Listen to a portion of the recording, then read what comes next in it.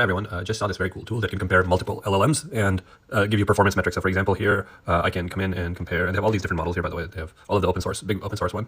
Let's see how they all compare. So for example, I'll pick the DALL-E one compared to the Vicuna. That's a good one to compare to. And then let's do stable chat, or stable LLM, sorry. And let's see, describe the sinking of the Titanic. Let's fix this. All right, let's let this run. So it looks like it's gonna run all of those, and once it's done, we'll come right back.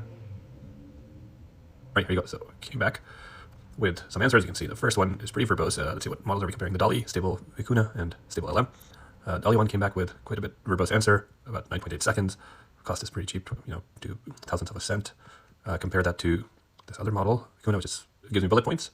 Came back almost as fast. And then the last one was very short. Let's see, what model is that? That was the stable LM. It's a very cool way to, if you're doing development based on open source models, you can compare the different open source models and their performance before choosing which model you want to go with.